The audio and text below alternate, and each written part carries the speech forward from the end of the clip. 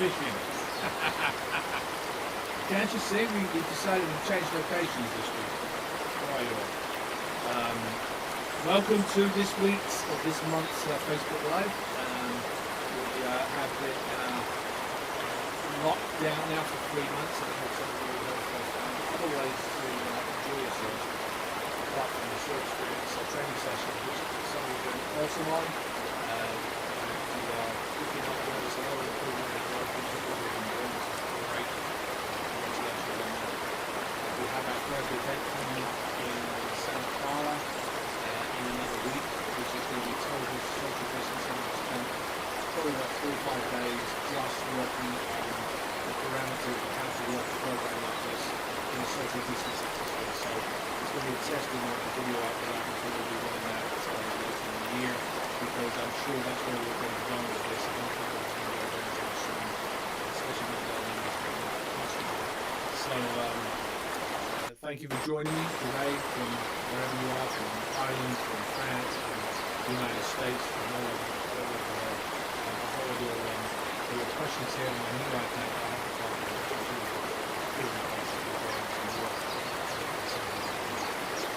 lovely. Anyway, I'm going to start right off. Basically, the first thing that I'm going to look at is a question from Emma Condren. Hi Emma, how are you, from Ireland?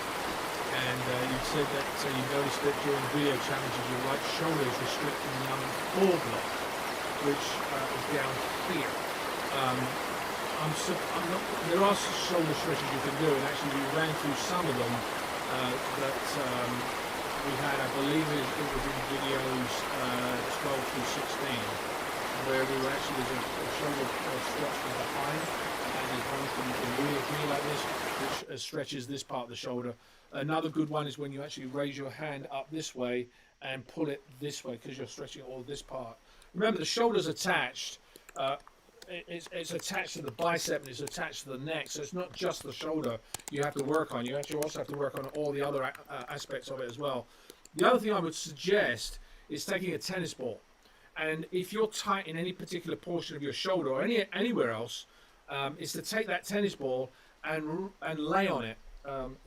Put your side on it and put the tennis ball into the areas, and you'll find the spot that's painful, and you want to start rubbing in that area and work yourself on the ball for a while. I've actually got a little bit of a hip went out this week, so I'm going to actually take the ball and run that so I can do something at the Sword Experience event next week.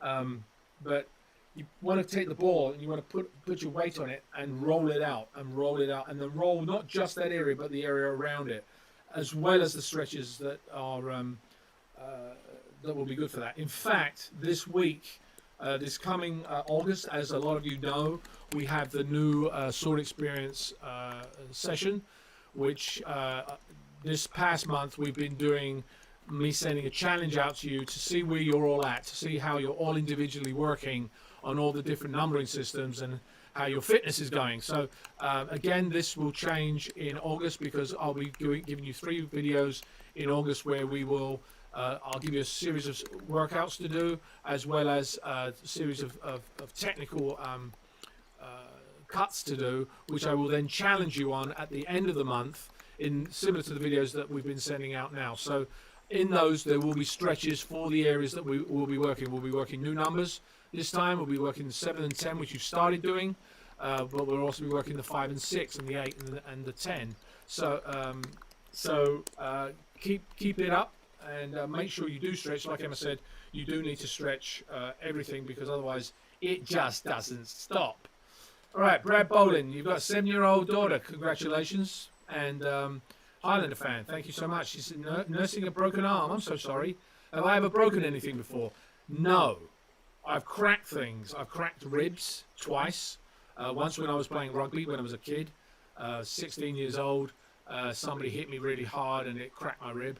That was painful breathing for a while. And the second time was about, I'd say about 8 years ago, 6 years ago, when I decided to want to start jumping in snow when I was skiing. And I decided to take a jump, and I didn't see that the jump actually had, instead of the jump going off like this, it actually had a step like this. So I went off here and caught the top ski on the next ledge and just went over. When I got up, my helmet was cracked, as were partly my ribs. So I was lucky on that one. So that's the only other injury I've had of that nature that's kind of been painful. I mean, obviously, other things like pulled muscles and my back going out from time to time from all the stunts that you do. Those things have I think sometimes they're more painful than the breaks, because the breaks actually getting. Actually, no, I lie. Yes, I did break one thing. My little toe. My itsy witsy little toe on my right foot. And that was during a film called Dead Men Can't Dance. And it was during the rehearsals of Dead Men Can't Dance. And Michael Bean, we were doing a knife rehearsal, and I was doing it shoeless, and he had put his shoes on. And he kicked me or stepped on my foot. And I felt this pain. I was like, I don't know whether I bruised it, obviously. So for the next week, I was walking around kind of half limping, and finally went into a hospital in the Philippines where we were at, and it was the old hospital where if you looked up in the room, you could see the wires hanging from like the electrical sockets, and the big X-ray machine was this massive thing, this massive like machine that the guy put this plate on my foot, wherever it was, went back behind a thing. It was like watching those 1945 movies where they go and see the blast test of the H-bomb, and they go behind into the little bunker and put the glasses on. It's kind of the same type of thing. He was behind this little thing, and suddenly he pushed the button, this thing above me goes stops. I'm waiting for it to drop on me or something, and then he took the picture, which was like and finally they found out that I'd broken my little toe, which basically you can't do anything with a broken toe. You just have to put a walking cast on it, and which I did, and I continue to do the sword fights for that particular film in it. So that was the only thing I broke, but as I said, there's plenty of other injuries I've had that are bruises and strains, etc., because it's just the nature of the beast, basically. Claudia, hello Claudia from Germany, how are you? Your movements are getting so much better. I've noticed a lot of improvement in your footwork, which is important for all of you that know this. You said how to let actors play a scene on their own way. First, are you very strict with the script? These days you have to be very, very strict with the script. In Highlander we weren't as much. We had more leeway with going slightly off script. Stan Kirsch and I would always kind of run things, and we would, we'd have these moments where we would kind of do the French version.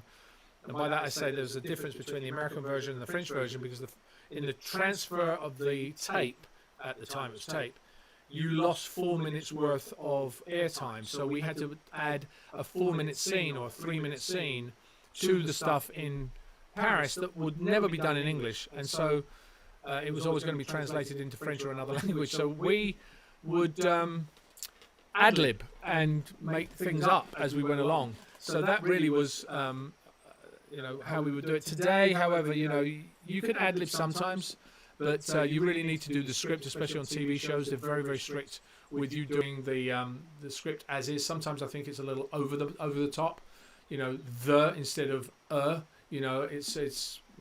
You didn't say that correctly. I'm like, really? Anyway, yes. So that's that one. Michael Kuprian, good morning. He says, I hope your health is doing good for everybody. Yes, everybody from everywhere. You've got Michigan, you've got everywhere else. John McPherson asks about Tracker and what were the challenges in acting a character entirely unfamiliar with everyday surroundings and how you interact with them. Tracker was a interesting project because the concept was good, but I think we kind of missed the mark because it became Let's Catch the Bad Guy of the Week, and I think that was the mistake. We also had an issue with the Bible and the continuity of things, because the writers were writing things sometimes and the Bible hadn't really been set up, so we were trying to figure out who was doing what and how to do things. Now I took it, I think, to I wanted him to be more accustomed to the everyday things quicker, and eventually Lionsgate said to me, no, you got to do it quicker. You got to do it quicker. So he suddenly was able to, by about episode 8 or 9, to talk normally and react normally. But the everyday things around it, I mean, if you take all the things that we take for granted every single day, like a light or a screwdriver or whatever things are, that, I mean, it must have been foreign to somebody that absolutely has no idea of that. I mean, imagine somebody that lives in the forest all their life and then comes into our everyday lives and is met with computers and everything else. It had to be a challenge, although given the way he was super intelligent in a sense and from another planet, I think he probably would have caught on with things a little quicker. But we were trying to establish things, and I think that's the mistake I made in trying to establish him a bit too long in the process, because I think the fun came also in him being a fish out of water, but also being a fish out of water who was just an everyday guy, rather than a guy that was kind of slightly slower in his speech, which he was at the beginning. But I hope that answers the question slightly. It was an interesting thing to put together, but I wish it had gone longer. But unfortunately, it was also the fact that by the time we got to show, I think it was 14, we knew we were cancelled. So all the scripts were really trying to connect things, keep things smaller. And I think the last script we did on that, I had 32-page dialogue days. We did one episode in 2 days, 2 or 3 days, I think it was, which meant that we were literally just spouting dialogue left, right, and centre, technical dialogue. So to try and make it interesting, if you look at the last episodes of Tracker, I was in a room trying to do things and going from one to the next to make it easier for me to remember the lines, because 32 pages of dialogue to do in 2 days, 3 days was a very large amount. I think we did it in 2 days. So usually you're doing maybe 8 pages. Today is about 7, 6, depending on which show you're on, 5 sometimes. So when you're doing that many pages a day with that much dialogue, it was definitely a challenge. Joanne Rogers, hello Joanne. You said, knowing all about making a film, can you still enjoy a good movie? Knowing how it's made, does it ruin the fantasy? No, but there's a lot of times I'll sit there with my wife and I'm watching it and go, oh, here's the next line, and I'll say the line and they'll say it. Sometimes I think writing is so predictable, and that is a problem. But I do enjoy watching a movie. I enjoy the ride. You know, in some places take me on an unexpected. I want to see how it finishes, even though sometimes I know what the lines are going to be or what the situation is going to be. I mean, I watched something called True American, which is on Netflix. It started off really good. Now it turned into season 2. I kind of felt it turned into a soap, and it's kind of was predictable. I was literally saying the lines before they said them, so I kind of like I might be done with that series now. Although I like the concept, and again, it wasn't the type of thing that you would. It was about college football, and I really enjoyed I liked some of the actors on it, but I did feel that it started getting predictable. And the thing, if you watch that series, this was what drove me nuts about it, was that two people are having a conversation, and all of a sudden you cut to the end of the conversation, and right in the corner somebody's listening. I saw that happen maybe 10 times in the series. There's always somebody, oh, I overheard that. How many times do you sit there and overhear somebody's discussion? So that kind of drove me a bit nuts. So those types of things I notice. But otherwise, you know, it kind of takes me on a journey, and I want to be excited by the journey. I see there's Rita Dan. All of you are having a lovely time on here. A great time. Also, there was another discussion. Brad Boland actually asked, when are the Story Experience Bokens coming out? We are hoping to launch those sometimes in August. We're about to photograph them. We've set the site up to be done. There's a whole bunch of new ones, as well as the new training Boken, which we'll be offering as well. And you know, the way that we've created it is so that I didn't want to release it too soon, and make sure that it had all the training tips that come along with it. So, this time of being locked down has kind of slowed down the process sometimes, because getting into the office sometimes has been difficult. So everything's been over the phone, trying to get that sorted, and obviously taking Patreon on has taken up a lot of our time to get things to you, and I hope you guys are enjoying it, and if you are, please share it, because we want to get it everybody's saying there's too much noise from the river. Is there river noise? The river noise is off. I hope it's off. Ask them if it's off again. Is your river noise off? Can you please reply? Because we're like having... Some people said you had trouble hearing me. Can you hear me? Hopefully you're hearing me okay now. What is it? So all of you, so now audio is perfect. Okay, good. Okay, good. You turned off the river. I'm happy about that. So what can I ask you? Justice with the Carl Bailey. How was it incorporating a sword experience into it? Whenever I take a sword experience and take a film, whether it's a Highlander film or any other film that we do, you have to look at it and see, because the sword experiences have changed now. They now become more stories that you guys can be part of, rather than just doing the sword experience. So I wanted to sort of reflect that and have fun with it, because the sword experience is an experience. It's an experience with the environment that you're in. It's an experience with the people that you meet.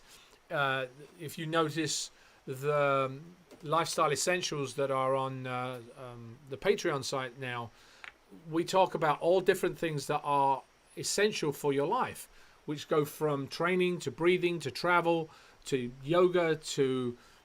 There's a whole bunch of stuff. We've got new ones coming up in the next few days, which, all about your life.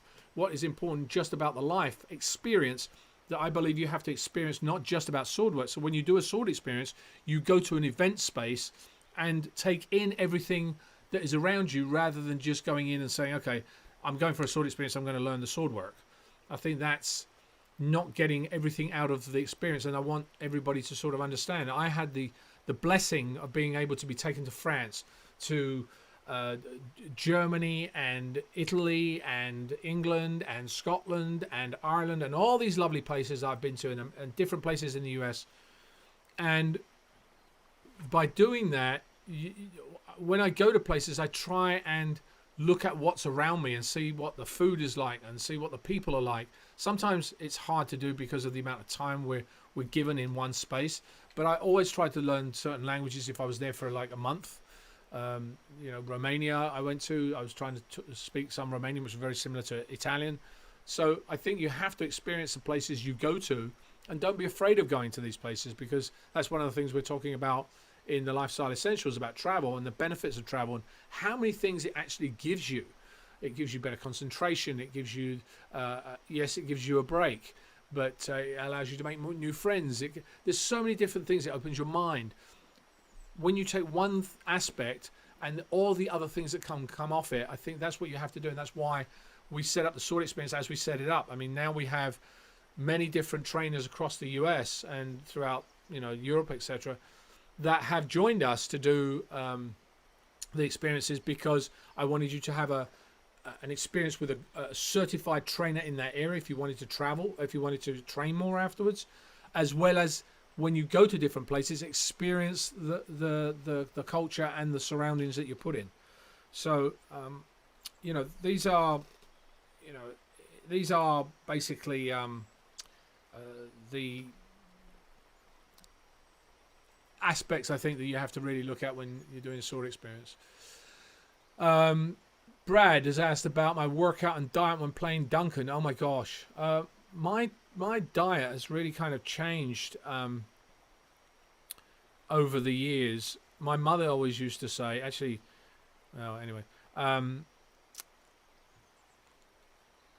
Duncan, when I was playing Duncan, it was a very high octane type of life I was leading, because filming 12 hours a day, then rehearsing, going back, reading the next scripts. I was constantly on the move. I was always doing action stuff. So I was constantly eating. In the afternoons, I would try and eat healthy, but I wasn't as conscious of food as I am now and what it can do to you and the vitamins that you need to take, especially as you get older when your body doesn't assimilate things as quickly or it doesn't get rid of things as quickly. So you have to put the right things into your body. Back then, my friends used to say to me, so, I used to love it. You used to eat chocolate, you get more ripples in your stomach. Yeah, well, you could. When you're 20 years old, you could do that. But when I was playing Duncan, in the afternoon, I'd remember I'd have lunch. Lunch would be around about 1, depending on when we shot, 12:30, 1:30. By 3:30, 4 o'clock, I would be given a snack because I'd needed food. And a lot of the time, I would eat an entire chicken. So I'd have an entire chicken in between takes because, I'm consuming so many calories at the time. And I needed those calories, and then I would go off for dinner that night. But obviously, dinner in France is usually like a 10 o'clock event. It's not like a 7 o'clock event. So we would, the diet would be part of how much my body would need at that time. Now it's slightly different. My diet is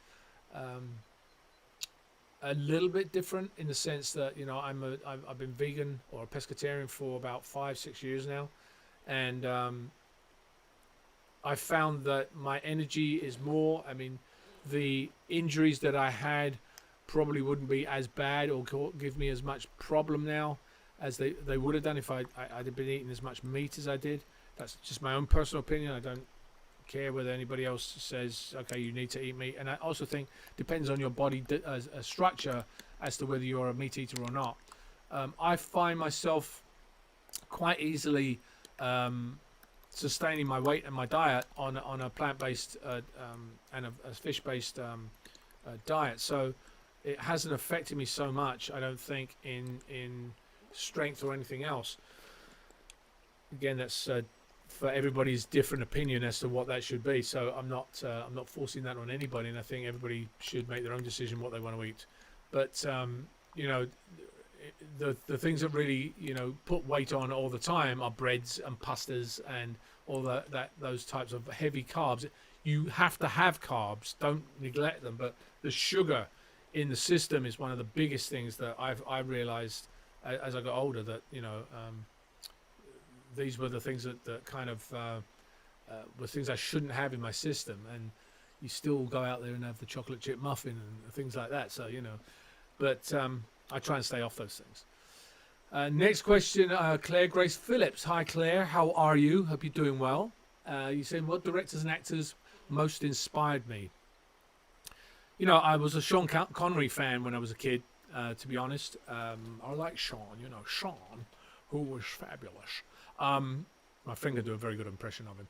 But I used to watch 007 when I was a kid. But when I was a young boy, Kirk Douglas was another one because I saw Spartacus, and I remembered Kirk Douglas and Robert Mitchum.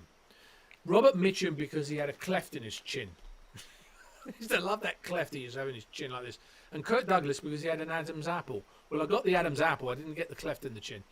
And those were the ones that actually I really aspired to when I was a young boy.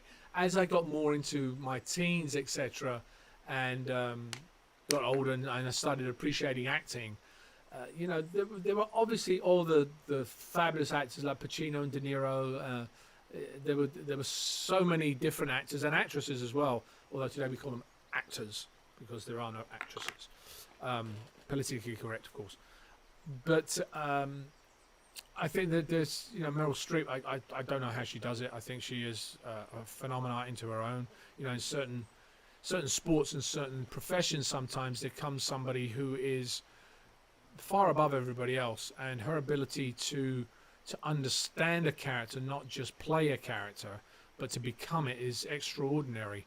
I've seen her in numerous roles. I will watch her and Tom Hanks in anything they do. I just watched Tom Hanks in the Netflix film that he did called what was it? It's the war movie that he just did about the battleship. I wasn't as impressed with the movie. I thought it was an interesting movie. I wasn't as into that movie as some of his other ones. I actually really enjoyed his one that he played Mr. Rogers. Greyhound. Greyhound was the one he did on Netflix.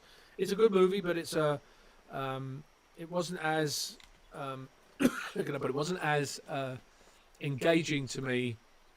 The human stuff in it was good, and I just love what he does anyway. If it had been any other actor, I wouldn't have watched it probably. But he's always good in whatever role he plays. But I understand he was a little upset that it went to Netflix and he didn't get a wide release because he said, you hear so much more and see so much more when you're actually in the theatre, and I agree with him in that respect. Those are some of the actors. Director-wise, one of the films that I always loved. Zeffirelli was a fabulous director. There are, I could tell you probably the movies more than anything else. But when I watched Chocolat, I love that movie based on the fact that it was set in France, had a variety of different characters. Johnny Depp was in it. There were so many different great actors in that movie. I like the way it was shot. Actually, another one, The Notebook, which was actually done by a friend of mine as a director. The interesting way of looking at directors is how they tell a story for me, and whether I don't see the camera moving. I think that's a really thing. When you're aware of the camera moving, that's a problem, because it's been done for an artistic reason, not to tell the story. For instance, if I'm watching a love story, I just want to see the camera still or just moving very, very slightly, because it's not detracting from what I'm watching. If somebody starts doing all this stuff and then moving and cutting, I'm so aware of all this stuff that it takes away from the essence of what it's trying to tell. And I think sometimes directors forget that they're telling a story, and rather they want to be technically clever in doing what they do. So hopefully that answers that. Another question was by Michael Kuprian, asked, what research did I do for Dante on, I think it was talking about Arrow. Dante was an interesting character. I did a lot of research for Dante because I looked at Dante Alighieri, who was the Italian poet. For those of you that don't know who Dante Alighieri was, he was basically Shakespeare of Italian literature. He was responsible for the Italian language becoming what it was. He was a brilliant writer, and I looked at all the things that he would do. What was the nuances? Why would he behave a certain way? What he saw in his artistry? Because Dante was a guy that controlled things as the character I was playing, and but he also had.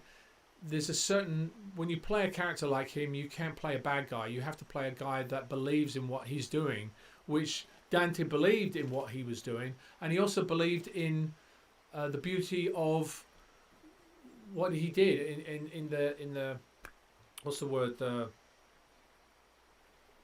artistry of it, but also the cleanliness of it. If you noticed his when I did action stuff, I wanted it to be a little different, because I was very precise about what a character does in action based on who he is. Dante was very direct. 1 or 2 hits was what it was with him. 2 or 3 hits, that's it. And I looked into pressure points, a lot of pressure points. So when the people that I struck, they were hit in certain areas so that they would disabilitate them for enough for him to get away or to put them down, so he didn't have to deal with them anymore. And that's what Dante was. So when I looked at that, a lot of the stuff that I saw in the script, for instance, gave me who he was. And then from that, I studied Dante Alighieri, the martial techniques on that. And then, obviously coming from that, you then are able to create. And when I did that, if you listen to, if you look at the show, I think it was the 3rd episode I was in, there was a whistle I created. And it was a whistle that came from an actual piece of music done for Dante's Inferno that I fashioned into a whistle, which kind of everybody on set were like, "Oh my god, that's so creepy," but for him it wasn't creepy. It was like, da da da, he's creating this masterpiece. Even though he's torturing somebody, it's a masterpiece. So those things were things that came from the research, and that's what happens as an actor.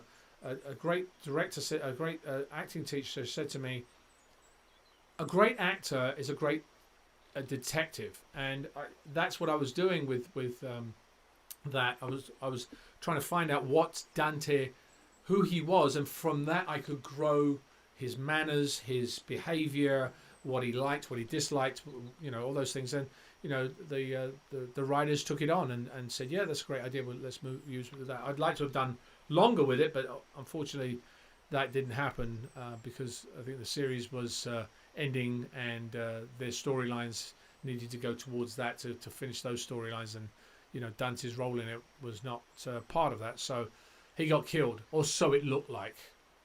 But in Sword Experiences, he's still alive. Anyway, Claudius says, besides the katana, which weapon was your favourite in Highlander? I actually think the bucket hilt sword.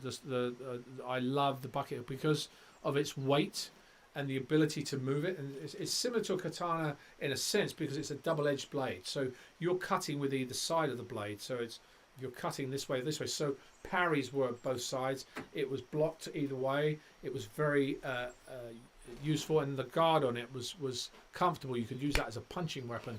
So I kind of enjoyed that weapon to use that, as well as the claymore. I found the claymore very heavy, and again, you could only use a claymore in certain types of fights. I mean, if you ask F. Bro McCash, who is our walking encyclopedia for Highlander, he would tell you how a weapon was made, what it was used, why it was used. One of the many German swords, for instance, Claudia, they were 6-foot swords. They were solely used in two motions. One was to cut the legs off of horses as the riders would come, and then chop the rider's head off as the horse fell forward. So each sword was created for the technique that it was used for. So for me, because we were using a lot of sword stuff, the bucket hilt really worked very well for us. And hope that helps. Anyway, Brad says, did I keep any of the Highlander props? I've kept a few Highlander things, over the years. I mean, I have a couple of swords that were done. We sold a lot of the props, went off into charity. My ponytail, for instance, that's a prop. That went off to charity. And we got it back recently to sell it again to charity. And the swords that I have, one of them was actually a special sword. It's a pewter sword that was never made. I have it at home. It's a pewter handle, so it's grey, and that was given to me by the cast and crew, or the crew actually. So I kept that, and the Highlander jacket I've wore in all the seasons that have every single patch on them. I still have that. It's kind of hard for me to wear that out because I've got Highlander. Hello, look who's here. I don't really want to do that, so. Yeah, I still keep it. It's a very special memento to me because that really was worn by me every single show, every single day I was on set. I was wearing that jacket a lot of the time. So that always kind of kept me. What's the word? It kept me part of the crew in a sense, and I kind of like that. I kind of like going to set with Highlander on the back, and each year putting a new series sticker on it, so that you have 5 seasons or 6 seasons. Because I think they stopped actually using them. Yeah, they stopped manufacturing. I think in season 4 they stopped doing the patches. Maybe I'll make a few and put a couple on for 5 and 6. But I still had that jacket, so that was another thing I kept. And obviously there are all the mementos. I mean, to me, I think when you do something like Highlander, it's the memories and the people that you had around you that are as important as things, or more important. I mean, I still talk to Elizabeth Grayson and Jim Burns and Peter Wingfield. Obviously Stan we can't talk with anymore, unfortunately. Although he's listening, aren't you, Stan? Probably look at me laughing at me right now. And I always remember his laugh. Oh dear old Stan. But those are the things that really hold on to me. And actually, I have so many photos and so much video. some of which we will be actually put out to the Patreon. We'll release some of these as we go along, and we will be offering some more of these behind the scenes clips as we move. I'm going to go back to fishing. I think that'll be the best thing. No. All right. Yeah. So those things to me are really kind of important about it. Michael Cheney says, "Have I had any formal teaching experience?" No, is the answer. You know, the weird thing is, I think a good teacher is a good listener and looks at things from creating something as a whole, and then seeing whether his students or the people that he's teaching can actually understand it, and if they can't, he's able to translate it in another way so that they can grasp it. Because I learned as an actor that I could take one style of acting and be restricted to that specific style, but if I took 2 or 3 or 4 or 5 different styles, I could adapt more, because I could understand what that teacher was giving me more than I could this teacher, or I'd only take something from this teacher that this teacher got me. So I think that was something I learned along the way, is to listen to what the people are doing and watch them and make sure that they're enjoying what they're doing. Because the other thing I noticed was that if you're not enjoying it, then you're not going to do it again, or you're not going to do it as much. So what is the trigger? And this is something an actor does, is the human psychologist level. What is the trigger that each different person has that allows them to understand what you're saying, enjoy what you're saying, and be with you for the ride? So, you know, you can teach somebody, you know, a bunch of moves, and eventually it's like, okay, I'm getting the moves, but am I being inspired by it? So I think that's another thing. I think you have to look at things that people want to learn, but also are inspired as they go along. So, and I also found, the other thing I found is that when I first started the sword experience back in 2015 actually, was when I first started the idea. I had no clue what I was going to do. I was kind of like, okay, well, let's try this. We'll try this idea and this idea. And as you can see, it's grown from that point onwards. It was really learning from what people were doing that I realized a lot of the things that needed to be taught or needed to be worked on more than other things. Some things people took very easily. And I will never judge anybody by what they look like or what their style is or anything. Because I've seen people that tell me that I have had this amount of experience, etc., and they don't move as well as somebody that's had none, because they have a different athletic background. So everybody's different. Everybody has a different path, and everybody can achieve things, because I think the more you study, and then suddenly when you understand something, you go, oh, and that light switches on and you're able to move forward. So I think as a teacher, that's what I've learned, and I hope to be able to, I'm still learning. So I still think I want to be continuing doing that to the sword experience events that we do and to the Patreon stuff, because the feedback you guys give us is very important. The telling us, oh, I didn't understand this move, or this move was a bit difficult for me. I can then reiterate that move in a different way, or put that statement in a different manner that may be understandable. So don't ever be shy to ask questions, because that's what we're here for. All right. Jason Smith, what was the most challenging fight choreography to learn? Oh, that's easy. That was actually Duende. Duende in Highlander was challenging, not because it was a two-handed fight, but it was a totally different style that I was used to. And it was also, we had very little time to rehearse it. I was literally rehearsing between takes of the show prior with Anthony DeLongis and F. Braun McCash, because I'd run off and do the rehearsal with them and come back, because you really needed to be in the right angles and the right position to use two-handed weapons.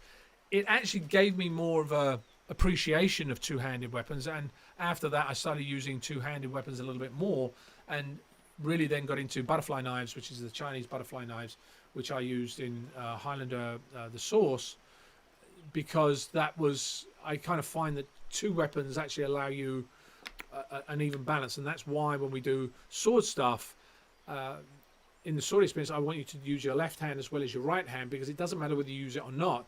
At some point, it will come into play that you're doing that you will do it for the sword as well as life, because left and right handed, we don't want to be just one-sided. If I'm listening out of one ear, I don't see what's happening over here or hear what's happening over here. So I want everything to be kind of balanced. Footwork, and because you just don't know.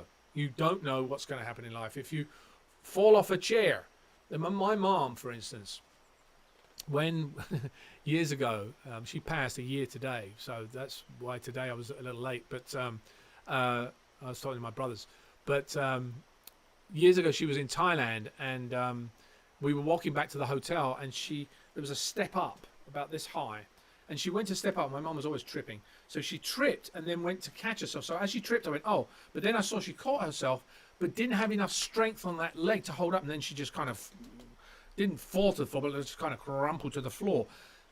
It kind of realized that, you know, that side of her might not have been as strong as the other, and therefore that's the same thing as when you're in a fight. You might not be on the right foot lead. You might need to be left foot lead. So if you're not used to doing it that way as well, what are you going to do? If you are running for the bus, and you've got the left hand's the only land you can get. You can't get to the right because you're stuck in a weird position. You need to be balanced on both sides.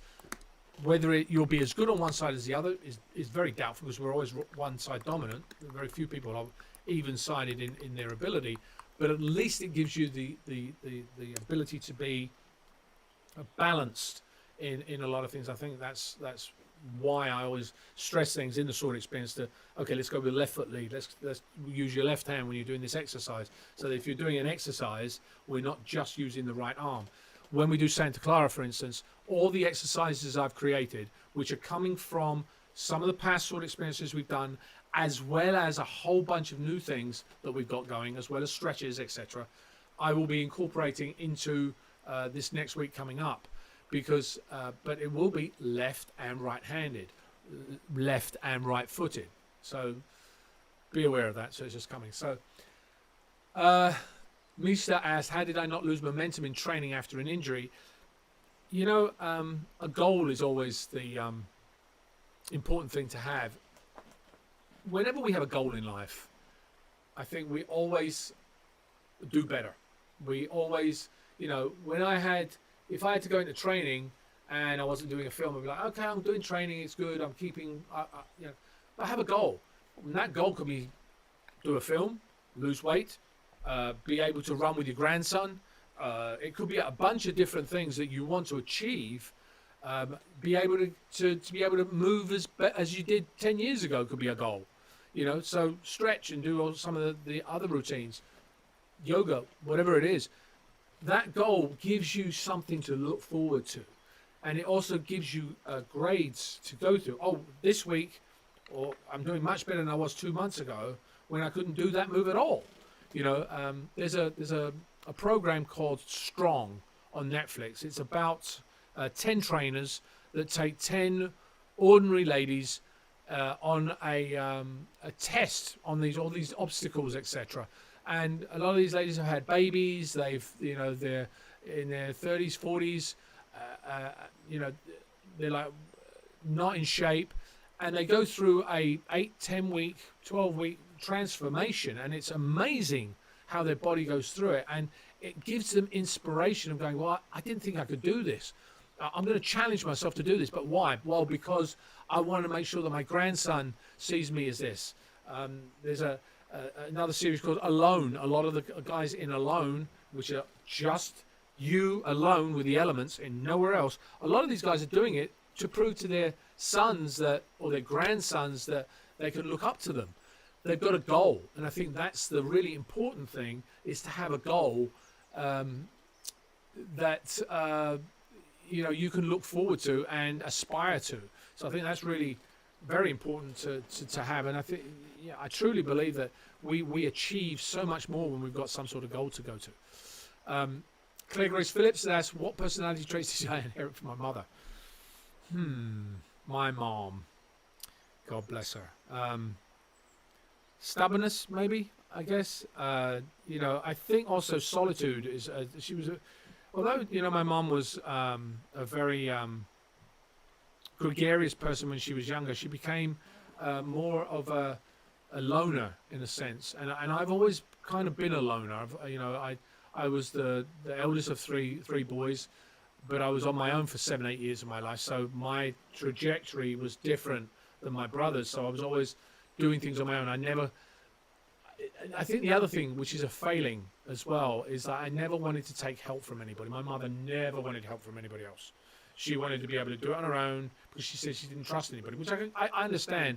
But, you know, I've understood these days that you really have to have a community around you, a family around you, to really help you maneuver through the obstacles that we get put in front of us every single day.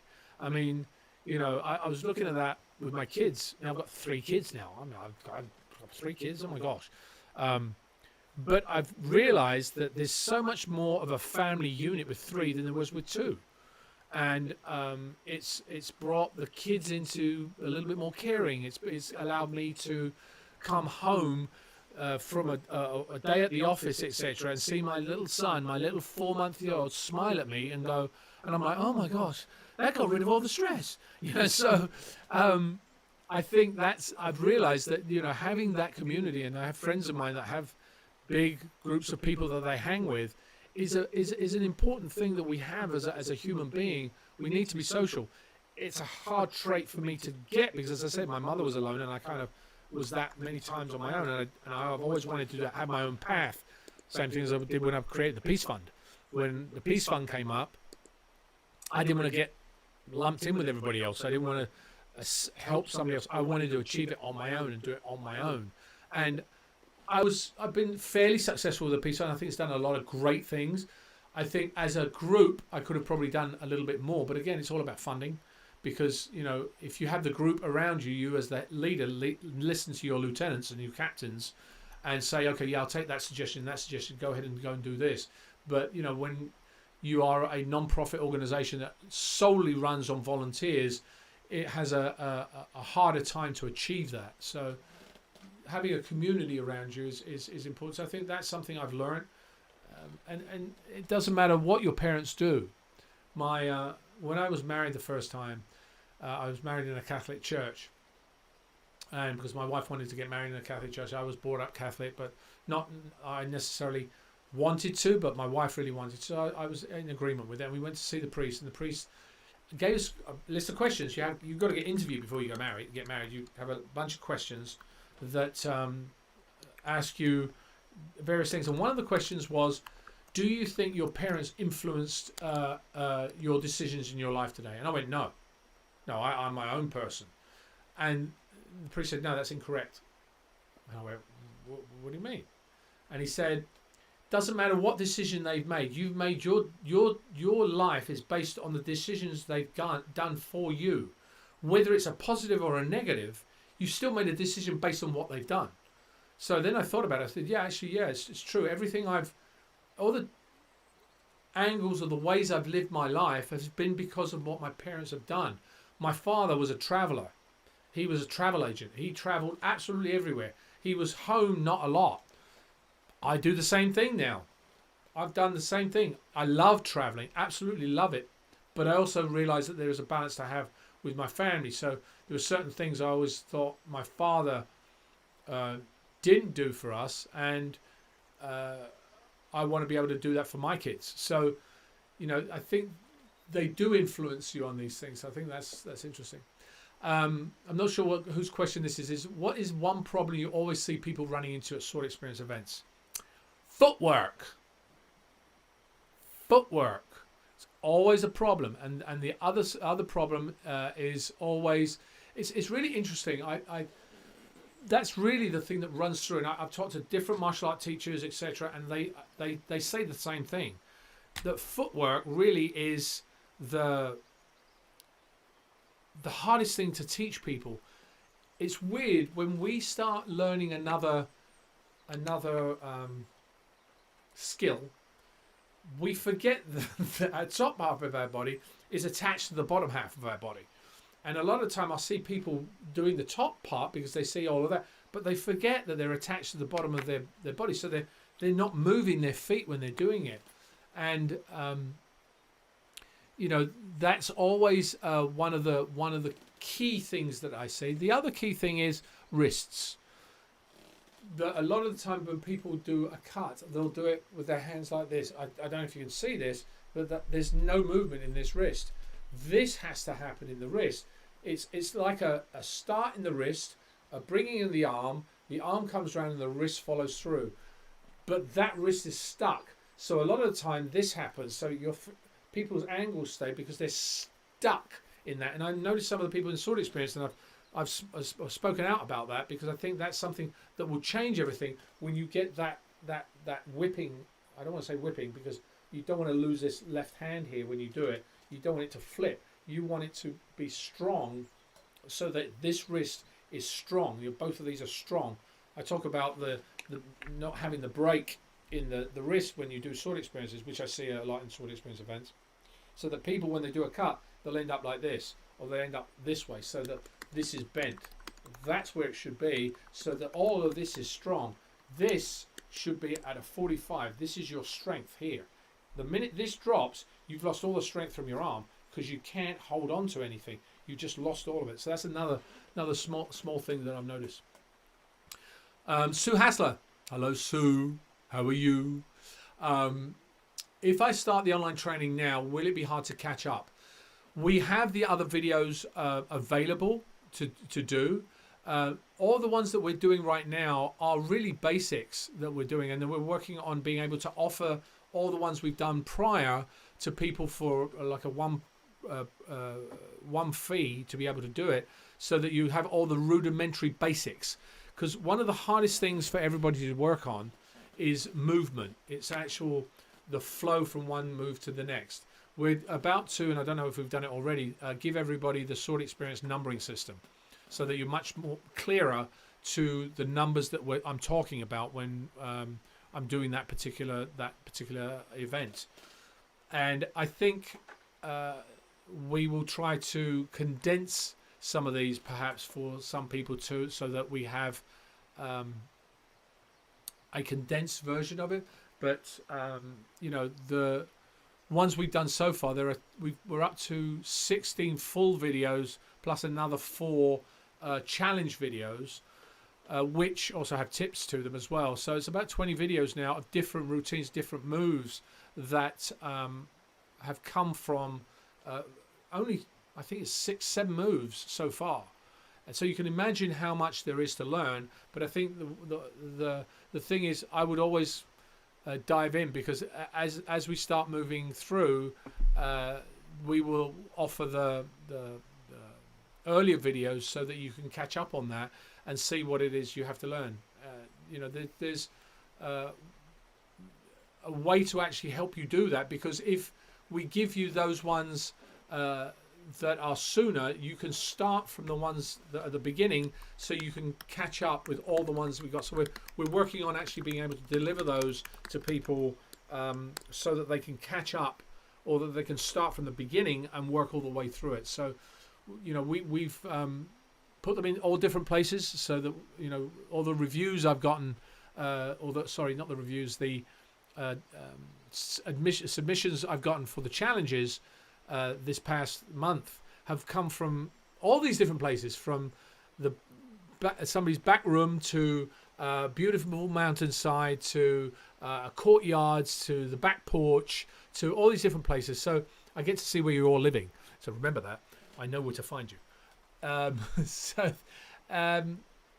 Hopefully that answers that question, and look out for that, because we will be announcing a new push on doing that, and that will probably be in some of our merchandise items that we'll be able to send out, would be these training videos that we have on Patreon. Remember, when you do the Patreon, the $38 level, which is the top level, you get the lifestyle essentials, you get the film fight insights, you get the badges, you get all this other stuff as well. Whereas the training videos eventually that we will probably put out will only be the training videos themselves. I think the whole point of the sword experience, as I mentioned before, is that there is an experience to have. which means learn about the nutrition things you need, learn about the places you travel, learn about the people you go and see, you know, understand the films that we're doing. I mean, I have a blast doing Film Fight Insights because of the films that I'm able to review, and you know, some of the behind the scenes stories that are out there. So, you know, that's what the Patreon has allowed us to do, is give you a lot of stuff that comes with that $38 membership, which doesn't just include the training. So that's really what I think a lot of people don't realize yet, is the amount of things we wanted to give away, so that that you have something to do, especially during this time, where, you know, maybe the Patreon will go away eventually, or it will be a version where I will take different people prior to events. So again, it's a learning curve for us, because the online portion has been a very new version that I've wanted to bring to the sword experience itself, to complement the live events we've got. And in future, you know, we may even bring some, as I said, some of these initial training numbers and give them to people prior to doing a sword experience event, so that you kind of know what I'm talking about when we start. And that way, you know, the first hour is actually almost taken care of, and allows you to really sort of work and get involved in what we're trying to do at a sword experience event, which is get you into a fun day of character building and being in a movie and being all those types of things. Rita Diane, are there any roles that I wish I'd really landed? There are a lot of roles I really wish I'd landed. You know, there's. I mean, I always kind of liked James Bond. That was always would have been fun, but it would have been a bit like Highlander. It would kind of restricted me. But I think, you know, whenever you have a role, you're restricted by how much your manager understands what to do with it, or your agent understands how to do it. Because, you know, some agents will just then put you into those types of roles and market you that way. The thing with Highlander, you know, I was marketed as the Highlander, so people don't see the other type of roles I've been able to do. But then again, that then comes down to what the audience really expects to see you in. So the roles I'd really like to play, the audience might not be interested in seeing me in. So you know, and if somebody says, give me an example, you know, I mean, that, you know, it would be like a, I don't know. I mean, I did so many different things in Highlander. I did the romantic comedies, I did the action, I did the historical, you know. So, you know, being in some of the Count of Monte Cristo or some of those would be awesome to do. And some of the Avengers movies, my son loves so much, although he's too young for them. Those are things that would have been great to be a part of, because it has such a great fan base. David Bethke, who is sitting here, actually has put why you see me looking up is actually on my board here. What are some of my favorite audition stories? You know, the funny thing about auditions is that they're never the same. You know, they're different people in the room. They're different how can I put it, experiences that you have with every single room you go into. Now today, obviously, we do a lot of on-camera auditions because you can't go to a place, but now it's become an online version. I actually have one this week that I have to do. So the story, I mean, I think the story I remember having with Highlander, that's one story I can remember, because there's many others I've gone into and I've thought I nailed, and no, I didn't.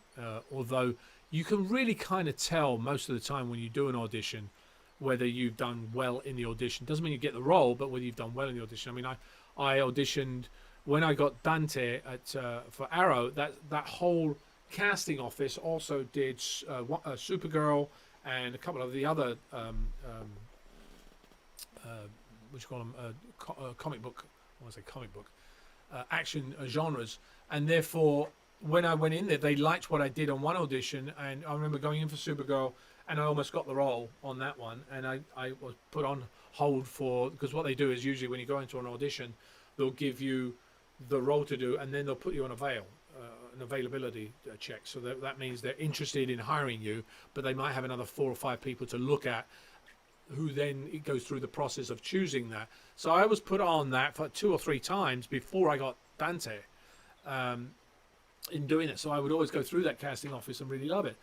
The Highlander audition was kind of interesting because I remember walking into the hotel, and I've probably, some of you have heard me tell this story before, but I walked into the hotel room, which was the Four Seasons here in Beverly Hills, and there was me sitting in this chair. I was the first person they'd seen, and there was the casting director, there was the female producer, there was the American producer, there was the executive producer, and they're all sitting in that room. And hi, how you doing? Yes, nice to see you. Where you from? Blah blah blah. Chit chat, chit chat. And then I go, well, I don't know why we're talking any further. You should just hire me because I'm the guy you're looking for. And they were like, excuse me? And they went, oh, it's very funny. They probably thought, arrogant, so and so. But I was the first person. I did say that, and I did get the role, so I did know something about it. And I think that also came from the fact of feeling and knowing that that was something that was something I was going to be akin to doing. Other auditions I've done, I mean, I used to hate doing auditions because I just didn't. I like creating a role. I like going in to create something, and I think you really don't get what an actor is capable of in the audition process alone. So I think you can create a character, and sometimes it goes wrong. Sometimes, what happens in the audition, they see you and they're like, no, we made a mistake. This is not how we saw the character. And that happens quite often, more often than you think. So I'm trying to think of any other audition that was a fun audition story. I've got into auditions before where I've actually come out going, oh, that sucked. Oh, I didn't do that well. Oh, and you can just kind of see the faces. This is what they do in auditions. Somebody's reading with you. It's a love story. Like I love you. How much time can we spend together? You're the love of my life. And you've got somebody behind it going, how much time can we spend together? You're the love of my life. And that's how they're reading it. And you on the other end are going, So you've got to adapt for that. But, there are a lot of times you sit in a room and there's 4 or 5 people sitting there, the writer, the producer, the casting agent, the casting assistant, and they're usually sitting there, a lot of them doing this, and they sometimes make their choice the minute you walk through the door.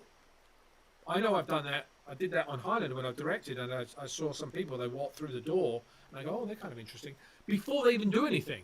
And sometimes when they literally walk in the door, it could be whatever it is. You could have the wrong perfume on.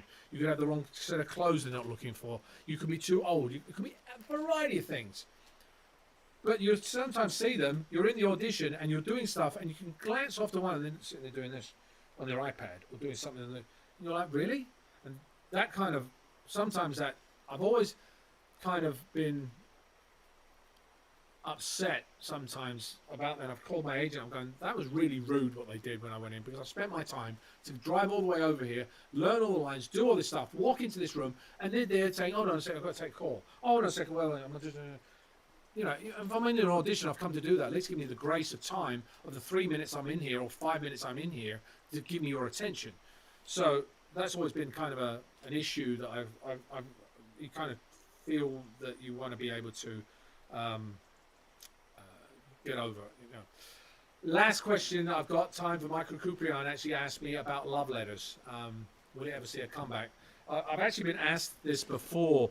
The thing that Elizabeth Grayson and I wrote about love letters, I mean, we would love to do it again at another con perhaps, which, I love doing that, because bringing Duncan MacLeod back for a little bit of time in a totally different universe, a today universe, which we would probably have to adjust now given what is going on now. But, imagine Duncan MacLeod dying of COVID and then coming back up again. I mean, like that reality would be there too, wouldn't it? Love letters itself, the issue we have of actually bringing it any further than we brought it on a private stage is the issue of rights. The Highlander rights of any character on Highlander, and the Highlander stories, etc., rest with Lionsgate now. They were sold to Lionsgate by the producers, so that they, you know, want to basically keep the rights to it and not tarnish anything. It's always an issue. So although we've written this, although we had Jim Burns in there at one point, we had Elizabeth Grayson and I doing this, which was like a two-man play. It was like Letters. I don't know if you ever heard of that. It was a play done by women on reading letters, and so we kind of did it based on that. It was fun to do. If we can bring it back, we will bring it back on a con. We probably won't be able to video it or do anything of that because of the rights issue that we'd be faced with if we did it. So spending all that money and getting all that out there and then suddenly being sued for it is not something we really want to do. Anyway, so I'm going to close off now because I've got some more work to do. I've got to review some of your videos that I'll be sending out later today for you because I've got the rest of you to come in. Sorry they were a little late this week. I had 4 computers go out on me this week.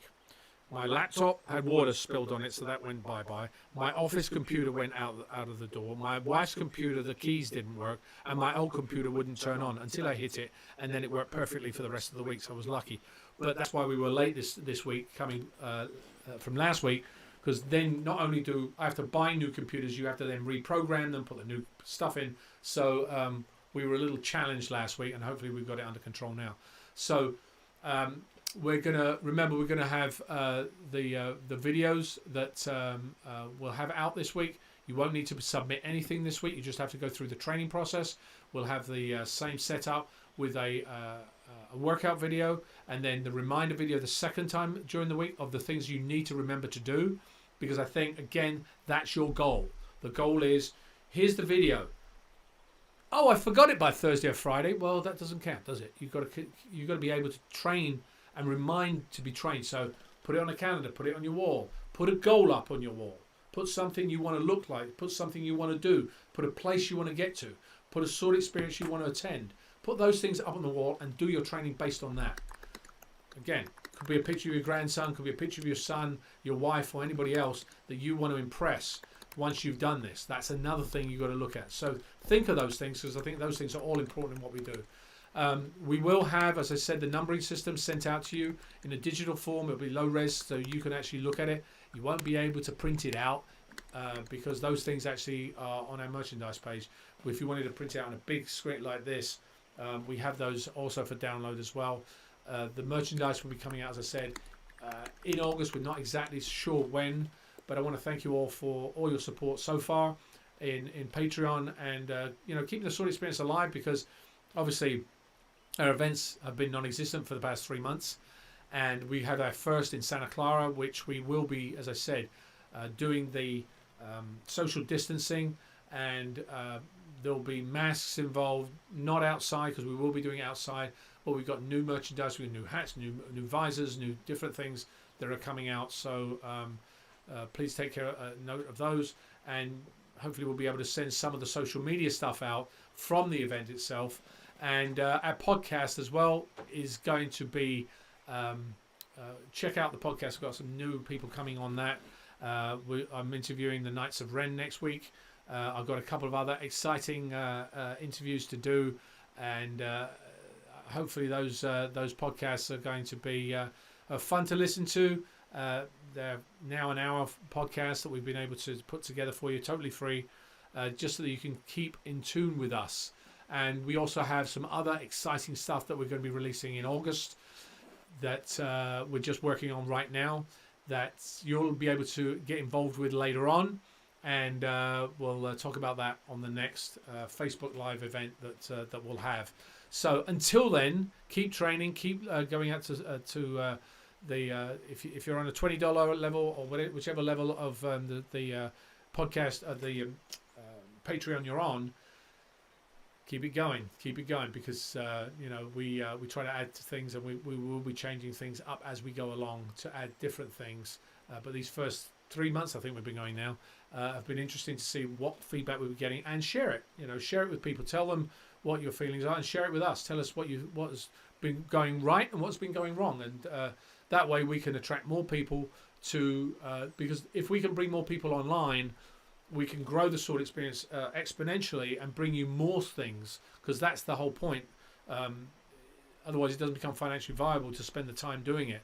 So the bigger the group we have, the better it is for us and for you, because we can bring you more stuff that we can give you for free, or we a discount, or we can lower some of the stuff that we've got, or even on the live events as well.